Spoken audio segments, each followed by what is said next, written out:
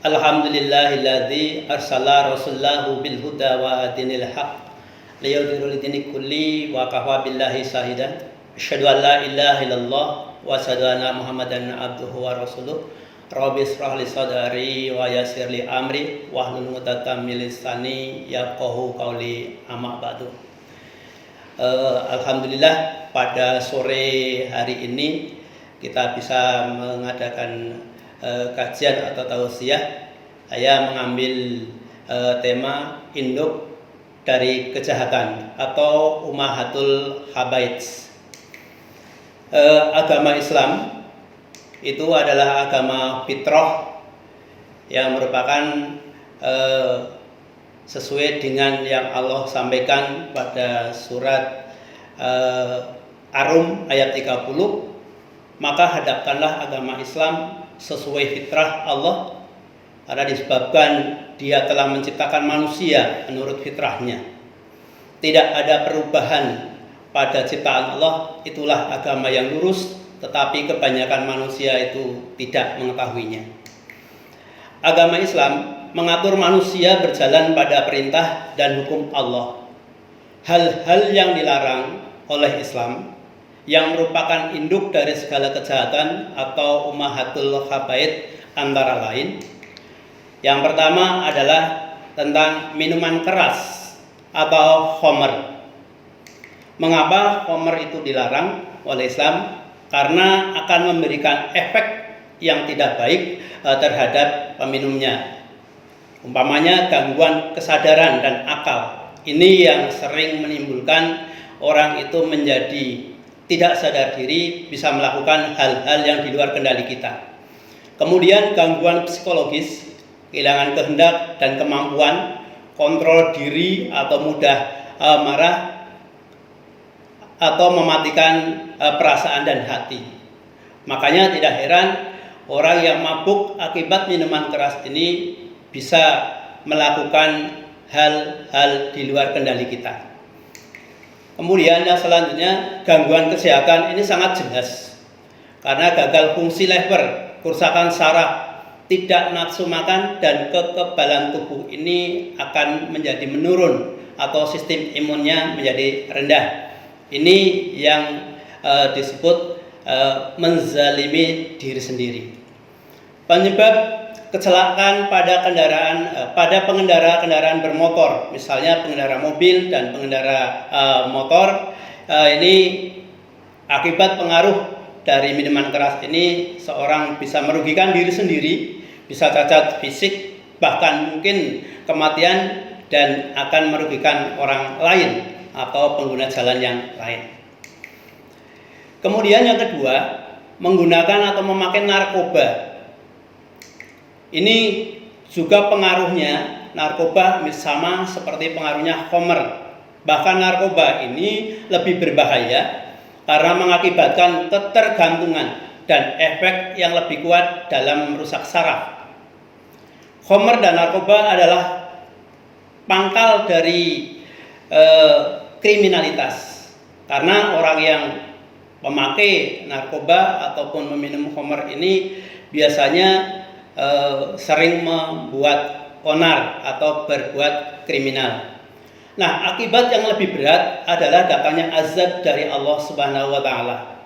Azab Allah ini tidak hanya ditimpakan kepada peminum dan pemakainya saja, tetapi masyarakat negara yang terlibat dengan kegiatan khamr dan narkoba ini. Sampai Nabi Muhammad didatangi oleh Jibril, atau Jibril datang kepadaku, wahai Muhammad, sesungguhnya Allah telah melaknat dalam masalah khamr ini, mulai dari pembuatnya, pengedarnya, pembelinya, pemakainya, sampai dengan yang menyajikan saja walaupun tidak ikut menikmati itu kena azab. Masya Allah. Ini diriwayatkan oleh Imam Ahmad dengan sanad yang sahih, didukung oleh Ibnu Hibban dalam kitab sahihnya. Kemudian Al-Hakim memperkuat, barang siapa minum khamr tidak sampai mabuk, maka Allah akan berpaling darinya selama 40 malam. Dan barang siapa minum khamr sampai mabuk, tidak akan diterima sedekah dan perbuatannya selama 40 malam. Na'udzubillah min dzalik. Ini harus kita hindari. Kemudian apabila dia meninggal dalam keadaan demikian, maka ia mati seperti matinya penyembah berhala, dan Allah pasti akan memberinya minuman yang dinamakan tinatul khabal. Lalu para sahabat bertanya, apakah tinatul khabal itu, wahai Rasulullah? Nabi Muhammad SAW menjawab, yaitu perahan dari tubuh penghuni neraka yang berupa nanah dan darah. Hadis riwayat Al-Hakim. 3 golongan orang yang diharamkan Allah atas surganya, yaitu 1. Peminum khamr, orang yang durhaka kepada kedua orang tuanya, dan dayus, yaitu orang yang membiarkan kemungkaran terjadi pada keluarganya. Ini Musnad Imam Ahmad nomor 6059 dari Salim bin Ibnu Umar. Takkan masuk surga siapa yang durhaka kepada kedua orang tuanya, dan tidak pula para peminum khamr. Ini diperkuat oleh hadis riwayat Nasai, Ahmad, Al-Basar, Al-Hakim dengan sanad yang sahih. Kita mudah-mudahan jangan sampai ikut terhadap 3 golongan ini. Na'udzubillah summa na'udzubillah. Kemudian yang ketiga yang menjadi penyebab yang lain adalah berzina. Firman Allah disampaikan dalam surat Al-Isra ayat 32, dan janganlah kamu mendekati zina. Sesungguhnya zina itu adalah suatu jalan yang buruk. Ini sudah ditegaskan oleh Allah dalam surat Al-Isra ayat 32 tersebut. Mengapa? Karena ini adalah perendahan dan pelecehan harga diri manusia. Suatu contoh, hubungan seks yang diperbolehkan oleh aturan agama adalah hubungan yang dilakukan oleh suami atau istri dalam kerangka perkawinan yang sakral. Oleh karena itu, hubungan seks di luar nikah ini adalah menempatkan manusia pada derajatnya pada posisi seperti hewan. Dalam surat Al-Furqan ayat 68-70, Allah berfirman bahwa orang yang berzina akan mendapat balasan dosa, akan dilipat gandakan azab untuknya pada hari kiamat, dan dia akan kekal dalam azab itu dalam keadaan terhina. Yang keempat adalah mencuri. Dalam hal ini juga bisa dikategorikan dalam kejahatan yang berupa korupsi dan suap. Allah dengan tegas melarang mencuri atau korupsi. Dan janganlah sebagian kamu memakan harta dari sebagian yang lain di antara kamu dengan jalan yang batil.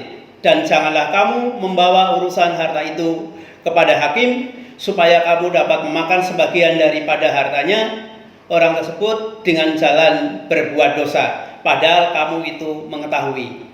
Quran surat Al-Baqarah ayat 188. Dalam suatu hadis Rasulullah SAW melaknat orang yang menerima suap dan orang-orang yang menjadi perantaranya.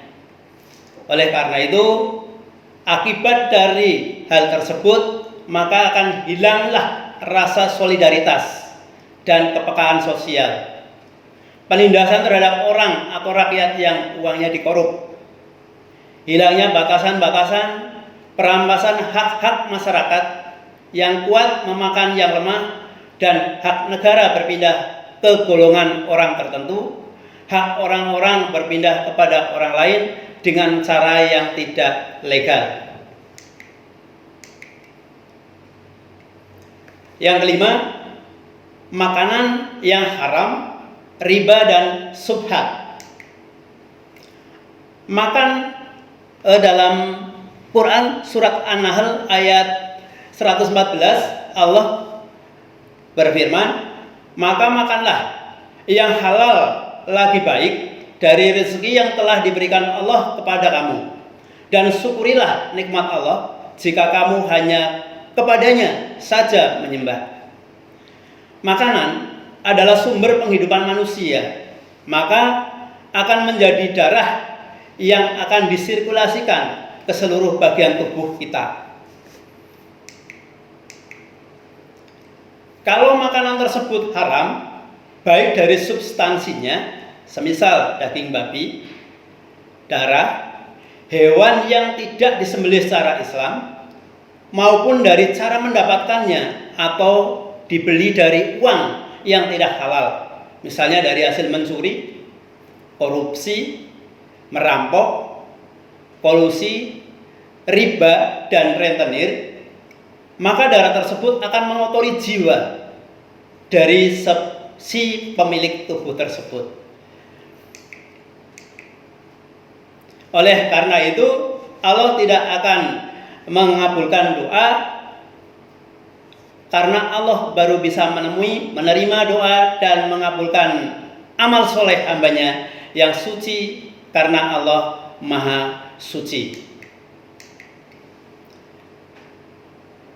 Karena makanan yang haram akan mengubah perilaku orang yang yang memakannya, sesuai dengan firman Allah dalam surat Al-Baqarah 168. Hai sekalian manusia, makanlah yang halal lagi baik dari apa yang terdapat di bumi, dan janganlah kamu mengikuti langkah-langkah setan, karena sesungguhnya setan itu adalah musuh yang nyata bagimu.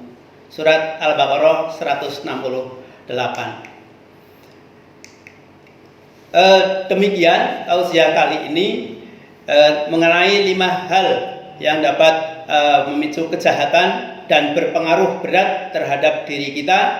Oleh karena itu memohon ridho Allah, mudah-mudahan kita dijauhkan dari hal-hal tersebut, kita menjadi orang yang taat dan patuh pada perintah Allah.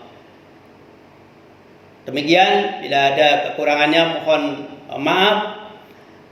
Akhiran wastabiqul khairat. Assalamualaikum warahmatullahi wabarakatuh.